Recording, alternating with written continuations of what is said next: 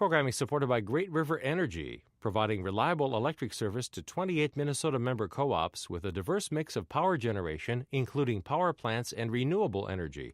Great River Energy, the power behind your electric cooperative. Good morning, I'm Kerri Miller, and this is NPR News. Coming up, the climate cast and how carbon is affecting the Amazonian rainforest. But first, what happens when you lose your job mid-career? More than 1,000 people at Target are wrestling with that conundrum, many of them with good salaries and lots of experience. So what do you do when you have to make a change, but you've been out of the job search market for a long time? Today, some advice about how to shape your resume, ace the interview, and how to make the most of a mid-career change. And of course, we welcome your questions, but here's the thing. If you've been through this and you came out on the other side with some hard-won wisdom, I'd love to hear about that, too. 651-227-6000. What did you learn as you went through this that maybe you want to share with other listeners who are going through it right now? 800-242-2828. Did you run into some obstacles that you figured out how to get around? Again, you want to share your experience on that. NPRnews.org. Click on the red live button on the left-hand side of the page. And I'm on Twitter, @Kerri, Kerri, NPR. Our guest, Debbie Mitchell, is CEO and founder of Deborah Mitchell Media Associates, where she focuses on entrepreneurship. And she's with us from New York. And Debbie, welcome. It's good to have you on the show. Oh, hi, Kerri. Thanks for having me. John Tarnoff is with us. He's a career reinvention coach and adjunct faculty member at Carnegie Mellon University, and he's with us in L.A. And John, welcome to you. It's good to have you on the show. Good morning, Kerri. Good to be here. Debbie, I was thinking that the mid-career layoff seems like the best of times and the worst of times. The best of times because you've got some solid experience and some valuable expertise. The worst of times because maybe you've gotten accustomed to a pretty good salary and you've been out of the job market for a while, and here you are thrown into it trying to find your next job. What's your assessment of that? That's a pretty good summation of it, Kerri. It is. I've worked all my life, and I reached a certain level where I was comfortable financially, and I thought I was going to be able to retire in my position, and I lost it in my late 40s. So I had to take time and step back and figure out what to do next, how to adjust to this new normal is what I call it. I'm good at what I do as a TV producer, and I thought that I knew everything. But once I stopped working, I saw how the landscape of communicating had changed. Social media, digital media was the new way to communicate. So I had to actually sharpen my skills. I had to learn some new skills. You know, Debbie, I have some experience in television, and I know that that's such a deadline-driven kind of work that you don't lift your head up very often to look at the big picture and say, what's the next thing? Or should I be prepared for the fact that my career here could be interrupted, right? You're so head down meeting those daily deadlines. Exactly. And so I had a minute now once I lost my job to look up, and I realized I needed to learn a few things.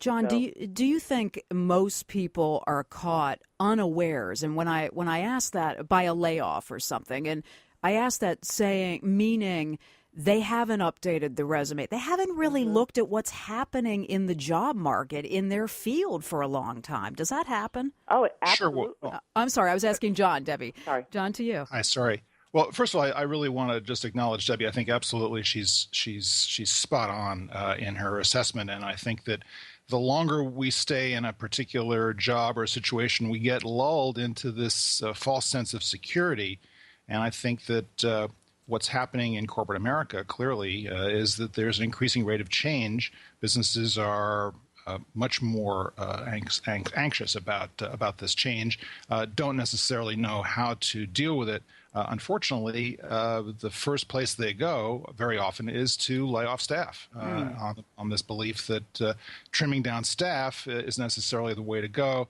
And it's kind of a tried and true method. I think it tends to be very destructive in the long run. But if you're in that kind of a situation, you really have to realize that things are changing much more rapidly than they ever have before, and the entire paradigm of the workplace has been tossed out, and we're in a completely new dispensation. You know, John, just to follow up on what you just said there about the anxiety that companies are feeling, because the marketplace for their goods and their services seems so much more tumultuous than it did, 2 decades ago. Why all of this anxiety when you see companies posting pretty big profits, many of them holding back money, not reinvesting it in their companies? I don't know why they feel such anxiety.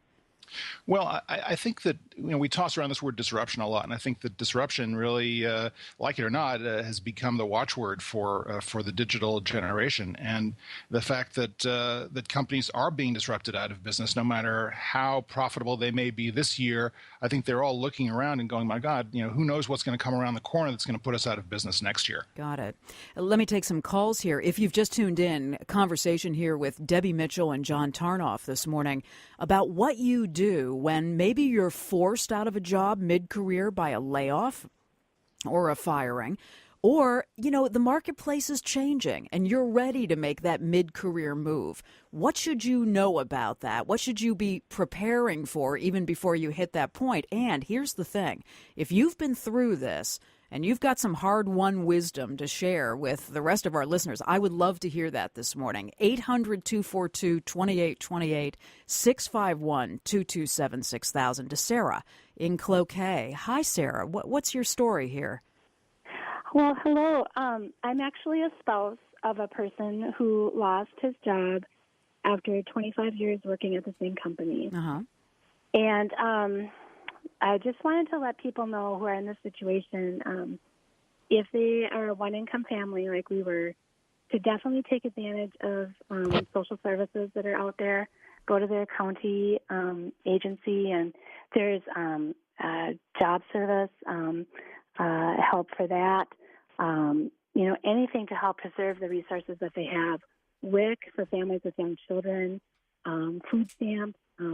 Yeah, you're saying don't be too proud to look around and take what's offered when you need it, right? Absolutely. I mean, that's what we pay our taxes for that, and that's what it's for. It's a support net for people who are in this situation. All right. And the other thing that I wanted to just alert people to is that it's difficult on the person who lost the job, but it's also really hard on the rest of the family, too. Yeah. So to keep that in mind as well. Debbie, that's a good point, isn't it? That you're not just going through this, your family's going to be affected by this, too. Oh, yeah, your family's affected, and, it's important for you to sit down and talk through the different changes that you're going to be going through.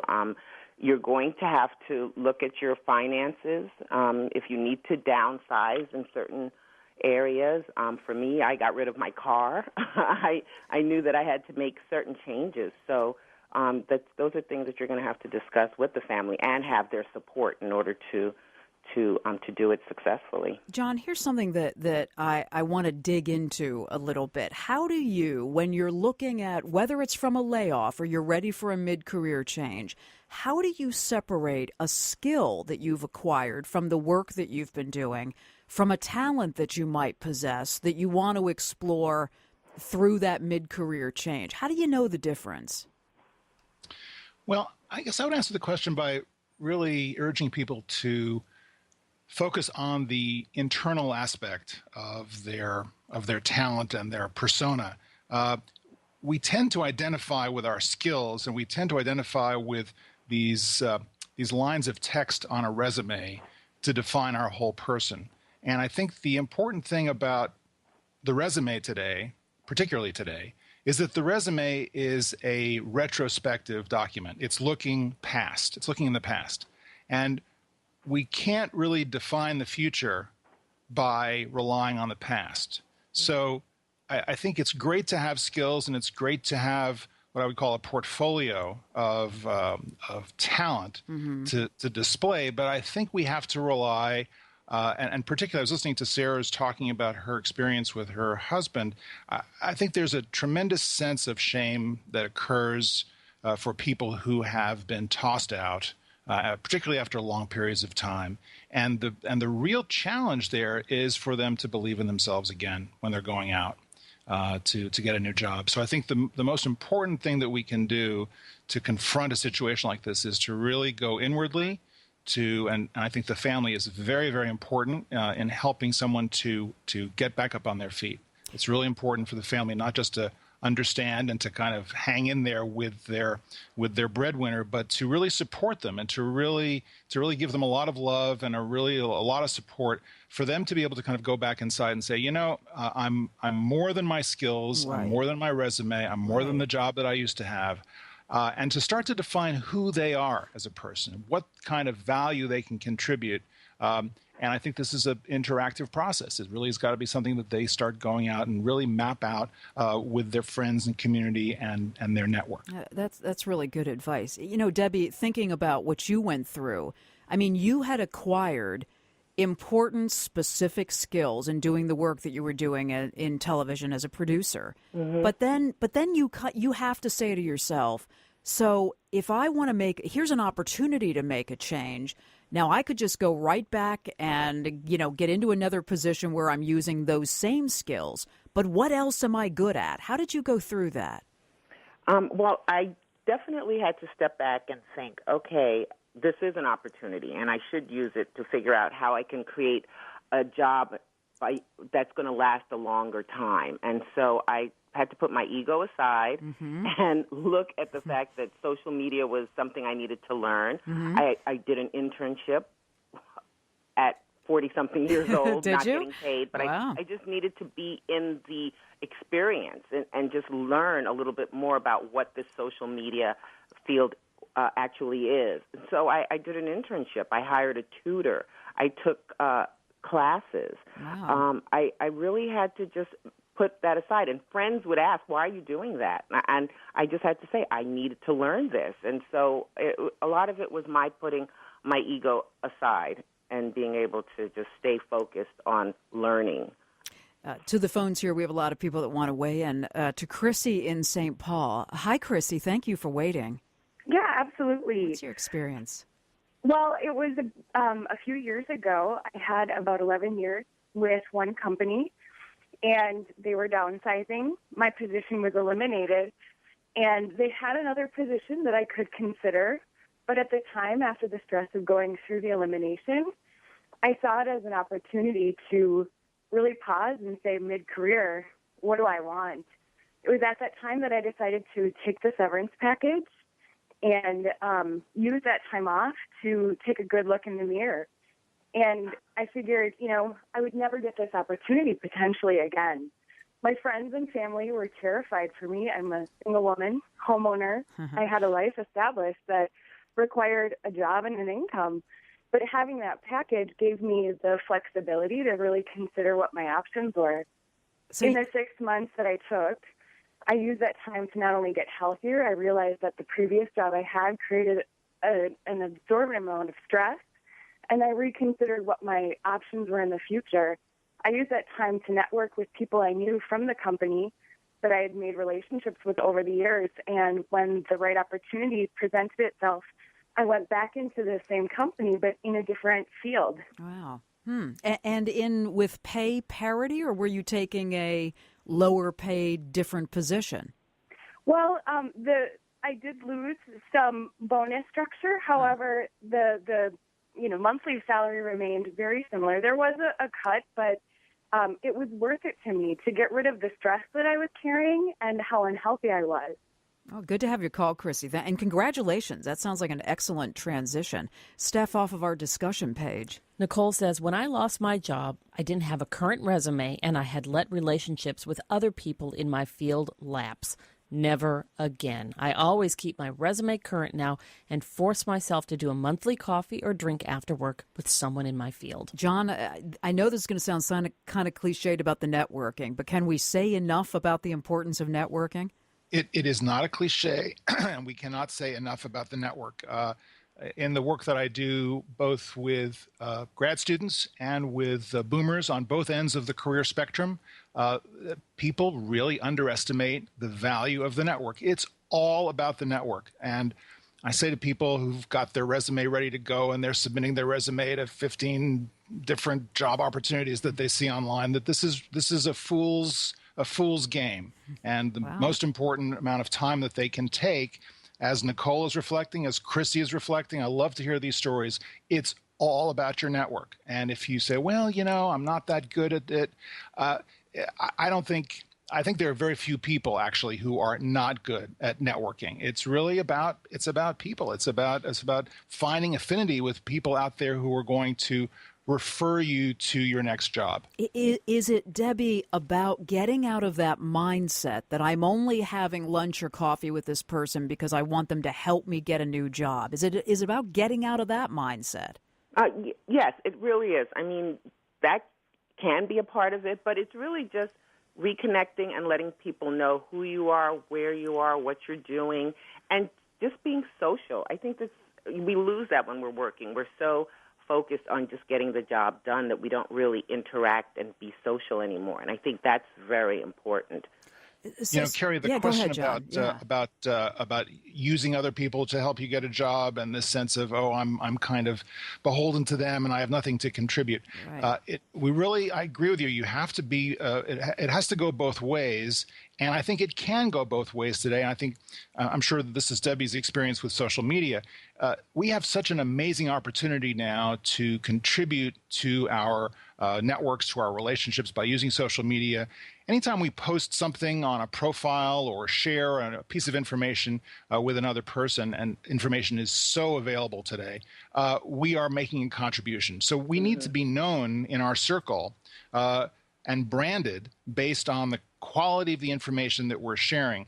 That goes a long way to equalizing this playing field and making us a viable and a valuable resource for someone else to recommend to a job. Oh, okay. So when you say, just to Debbie, so I could pursue that, John, when you say the quality of the information we're sharing, are you talking about I'm posting smart things about my career field, or what are you specifically talking about? Absolutely. I think one of the challenges that we have, whether we're in a job or we're looking for a job, is to define what's our point of view. How do we do our work? What are the values that we hold dear in the execution of our job, in the way we conduct our lives, and to be able to share those ideas and discuss those ideas and really find the latest developments in our field or in related fields of interest and get into a dialogue with people about this. That's how we become known. And our reputations derive from that ability to share. Debbie, you were going to say? Oh, I was going to say that for using LinkedIn, a lot of people wait until they lose their job before they get involved with LinkedIn. But LinkedIn should be something that you're using even when you have a job. It's, as John said, you're posting information, articles that will allow or start conversations so that just people who are in that network can see how you think as an individual. So they're getting to know you in a professional and social way while you have your job. So it's not a surprise when you lose your job that you contact these people. But I think that people just wait until to get on LinkedIn after they lose their job. And that's I think, a mistake. You need to be on LinkedIn, Facebook, Twitter, all the other platforms while you have your job, so people are getting to know you socially that way. This is a conversation, if you've just tuned in, about mid-career changes. We're taking note of the recent layoffs at Target, and many of those people that were laid off have a lot of job experience. We're probably making pretty good salaries. What do you do if you confront a mid-career change, rather, either from layoffs or because you're ready for a change? How do you make the best of that situation? How do you lay the foundation for the possibility of that? I mean, you hear Debbie and John saying, don't wait until the layoff happens, to be on LinkedIn, to be posting information about your career field, to be networking, to be social. And I'm asking you this morning, if you've been through this and you've come out on the other side of it and you've got some wisdom about this, feel free to share it with us. Would be good to have that. Or if you have questions for John and Debbie, that's great too. 651-227-6000, 800-242-2828. I'm on Twitter, where Minneapolis says, I worked at UW River Falls going through layoffs. I was proactive and found a new job at the U of M, but lots of UW lifers are not prepared. And Steph, off the discussion page. Rooster says employees these days are more attuned to the market forces than the people who work at their companies. I landed back on my feet after a search that took almost a year. After going through that search, I realized I always need to be looking for a new job and that it's much easier to move up and get promoted when you already have a job. Yeah, it makes sense. Here's Jackie. Each new job I get comes through a different channel. No pattern. Embrace random. Accept no control. To the phones to Kevin in Minneapolis. Hey, Kevin. Thanks so much for hanging on. Oh, hi. Yeah, thanks for taking my call. Sure. I have just, I think 3 points here. First of all, I have a job, thankfully, gainfully employed with a large Twin City. We're based in New York, but we have a huge campus here. I'm in technology. The thing I want to say is that, people, you're talking about how people take this personally and how it's so, hurtful and painful and all that. And yeah, it is. It very much is. But I think the thing you have to stress is that it's not personal. These companies, it's business. And businesses right now are evolving in a direction that, for the most part, they want to automate things that people used to do, in the same sense that, steel and manufacturing the landscape has changed. The same thing is happening in corporate America in desk jobs. Machines and software can do things 1 million times faster than a human can, and that's what is taking over. So if anybody out there thinks that they are safe, they're delusional. Because and on that cheery note, but no, Kevin, I think you're right. And John, I think you are supporting what Kevin's talking about. Yeah, no, absolutely. I think that I think there are very few people who are safe, but I do think that the challenge here for us, in the face of automation, in the face of a lot of the middle skills jobs, which I think are probably going to be marginalized, is that we have to think more critically. And I think that the key critical strategic skills of looking ahead, I love the comment before about embrace random. I think there are all sorts of ways that we can maybe not outthink the machines, but outperform them in ways where the machines and the software need our help. So I think it really is incumbent upon us to evolve ourselves in the way we look at work to a much more critical thinking standpoint. So here's the thing I want to know from Kevin, though. Kevin, do you take your own advice? I mean, are you, even as you're doing whatever job you're doing in this company, are you doing all the other stuff that we're talking about? The thing I want to say is that you're only, I don't want to say it's a sure thing, but if you're not critical to that business process, whatever that company does, if you're not right up against the engine of their success, you're going to be, you're expendable. Right. And even in that case, it's a competitive landscape. Somebody is willing, or there's always somebody smarter who's going to come along and do it for less money than you're going to do it for.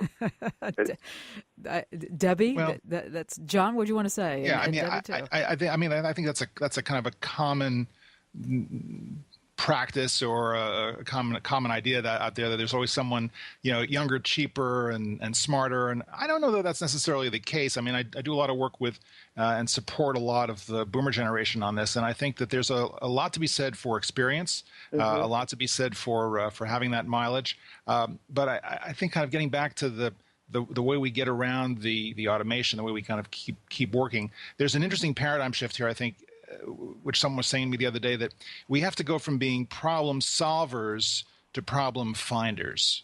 And if we can figure out what the problem is that we need to solve, we're in a much more strategic position than just kind of showing up and going, okay, what do you need me to do? Yeah.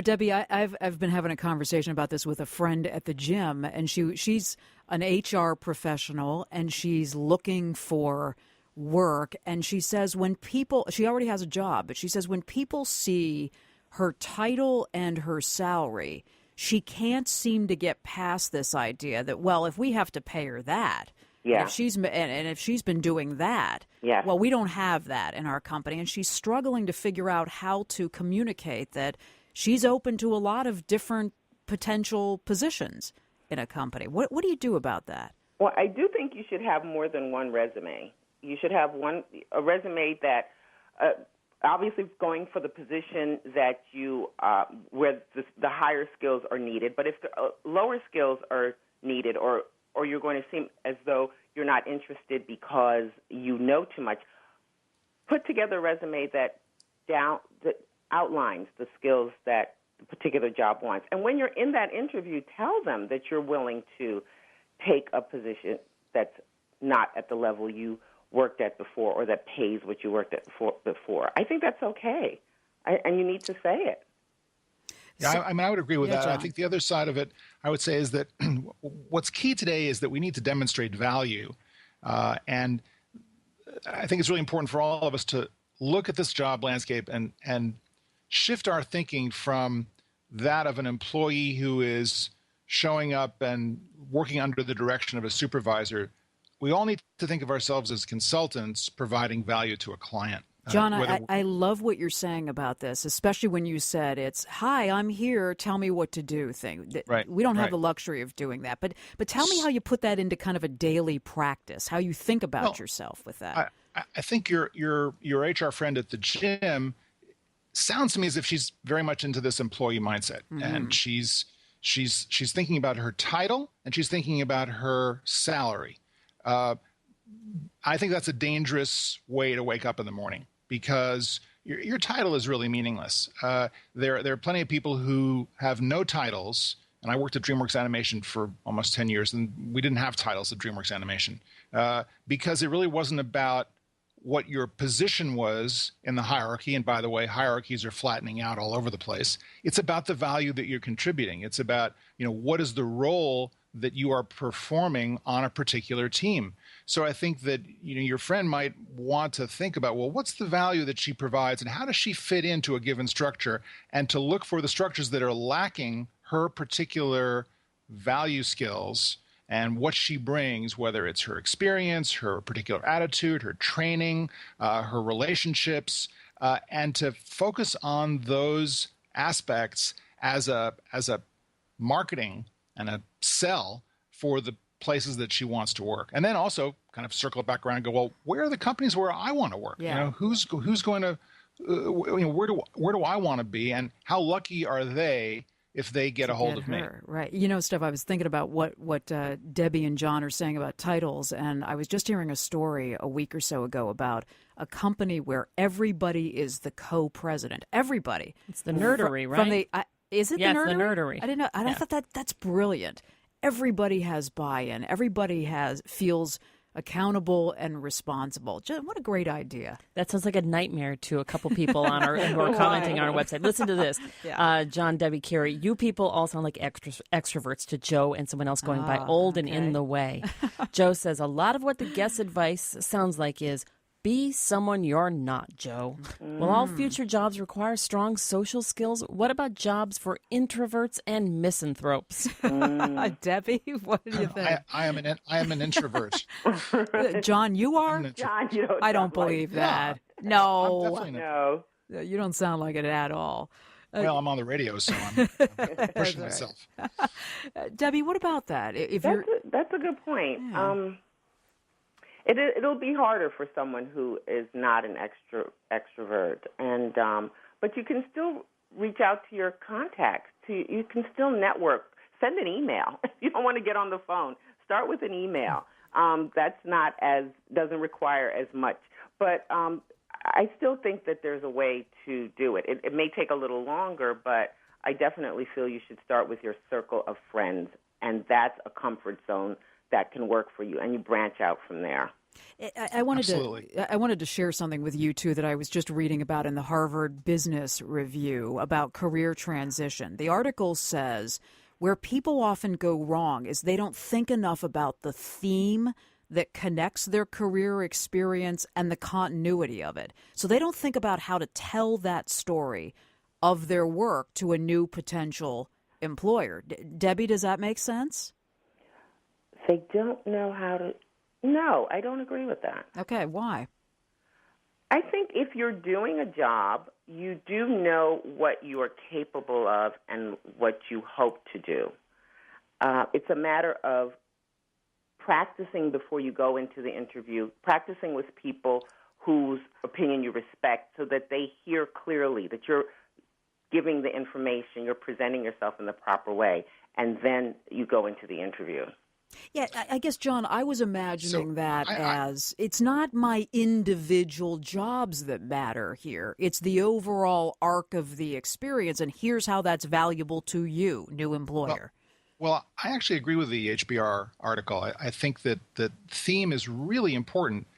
Narrative is really important. I think when you're walking into an interview or you have a resume that's crossing someone's desk, and by the way, resumes are looked at for about 15 seconds, right? I think on average. So is that right? So you really can't rely on someone reading the details of your resume.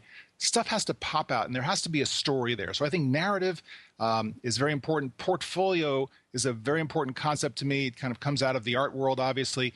If you look at an artist's portfolio, it doesn't just have one style of art in it. It's got lots of different pieces to it. There are sketches, there are studies, there are all of the subsidiary aspects that go into the whole of the artist's work. And I think that we all have to think about, echoing the HBR article, we have to think about theme, we have to think about portfolio, all the little elements that go into our whole persona. So for the gentleman who thinks of himself as an introvert, there's got to be something that he loves to do. There's got to be a hobby or a passion that he has. And I would advise him to start there and to really start cultivating people who share that same passion with him and to grow from there. And I think he might find that while he thinks of himself as an introvert, that may be stinking thinking, if you will, and okay.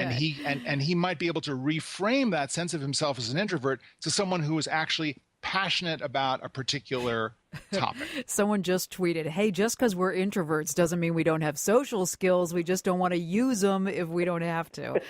To the phones here to Robert, Robert in Hudson, Wisconsin. Hey, Robert, thanks for waiting. Hey, great show. 2 years ago, I woke up 50 years old and didn't have anywhere to go. I was out of a job, kind of mutual agreement, but nonetheless, I knew one thing: I wasn't ready to retire. Mm-hmm. But I hadn't looked for a job in so long. I was high up the chain. I was the director of operations and very good at what I'd done. But there was one thing for sure: is I didn't want to do what I was doing anymore. So. A couple of things you touched on, resumes. What I did was I looked at my resume and I updated it and talked to some people, networked, and said, you know, what you really need to do is go to job fairs, okay? You're way overqualified for everything that's going to be at a job fair, but what you're going to do is you're going to get used to talking to people, interviewing, kind of seeing the questions that they ask now, and you never know who you're going to meet at these things. Well, sure enough, I met someone that looked at my resume and said, you know, your resume doesn't do you justice. And they sat down, they explained to me, and I had a meeting with them, and they mentored me and said, you know, for a job that you really like, you need to kind of change your resume to tailor it to whatever it is you're applying for. Because you're right, they only look at it for 15 seconds, and they're looking for a couple of buzzwords. And what happened, Robert? Well, you know, he worked with me. He sent me back out. Again, I went to the job fairs just because I liked being able to talk to people and get more comfortable talking about myself.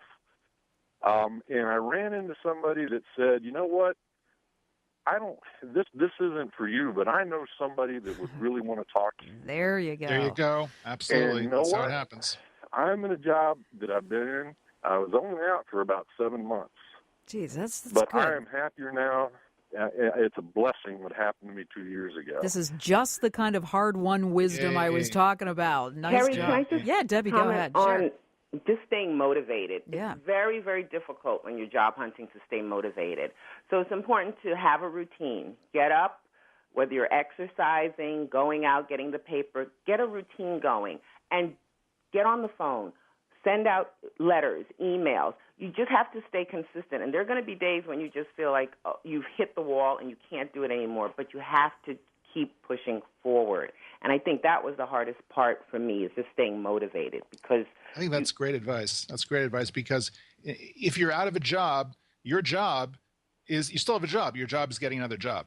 Right. And you have to approach it in the same kind of systematic way that Debbie's talking about. But that does involve rejection, and you have to get accustomed to that. Right. Yeah. Hey, being in a job involves rejection. Well, that's if you're in true, sales, too. If you're in sales, you're being rejected, 9 right. times out of 10. You're right. Hey, Samantha Strong, our friend who's on the show talking about home repair, is on Twitter listening, and she says, looking at the business as a consultant, yes, if you can solve my problems, you'll have a place forever. And she owns a big, thriving business. Steph, off the discussion page. An introvert who makes it work. Joe says, I'm an introvert, but I built my skills to get a job because it matters enough to me. It's not being someone I'm not, but putting who I am into a context that gets me to where I'd like to go. An introvert who doesn't tap into their network capacity will be passed up by an introvert who puts on the skills to move forward. Introverts arise. Yes, we're hearing Bravo. Beautifully said. I want to take a call here from Nora in Lucca, Wisconsin. Nora, I thought what you wanted to talk about was interesting. What are you asking about here? Well, actually, I'm talking about the first steps to keep your sanity when you lose a job. Yeah. I walked away from a very stressful job, and I took a week just to kind of let go. But once that was done, the first thing I did is sit down with a piece of paper and a pencil and started writing, how much money do I really need to make? Mm-hmm. Do I really need these high, stressful corporate jobs? Mm-hmm. And once I got that done, I realized that my husband and I were in a situation where I didn't need to make that much money. Mm-hmm. And I ended up, then the second thing I did is I wrote down, what do I really want in a job and what do I really want not to have in a job? That's good. And once those lists got done, then I said, okay, what could I do? I know how much money I need to make. What could I do in what I want to do without having to stay in the career I was in? And I ended up leaving corporate accounting and going back into restaurant hospitality, made half the money I had been making, and probably saved my life. No, I was so stressed out. It was like a lifesaver. Debbie, what do you hear there? I agree with her 100%. You'd be surprised at how much we have that we don't really need. It's just, you really need to streamline your life. Sit down, make the list. What's a luxury? What's a necessity? We spend a lot of money in ways that we really don't need to. And once the money's not coming in, you really have to look at what you can get rid of. And you can lead a simpler life. You Debbie, really can. So good to have you on the show. Thank you very much for being with us. Thank you for having me. Debbie Mitchell, CEO and founder of Deborah Mitchell Media Associates. One last question for you, John, and that's, you're in the interview and the person looks down at your resume and, you're getting to know one another and they want to know what you've been doing in that year and a half since you lost that job. What's the right answer to that? I think you say that you've been getting to know yourself and you've been trying to figure out what the best fit is going to be for you, just as the person on the side of the desk, the hiring manager, is trying to figure out the best fit for the job. You've been trying to figure out the best fit for you, and that's why you're in this room, because this is what this is coming to. So let's make a deal. Thank you, John. The introvert. I don't buy it, but thank you very much for being on the show. My pleasure. John Tarnoff is a career reinvention coach. He's an adjunct faculty member at Carnegie Mellon University.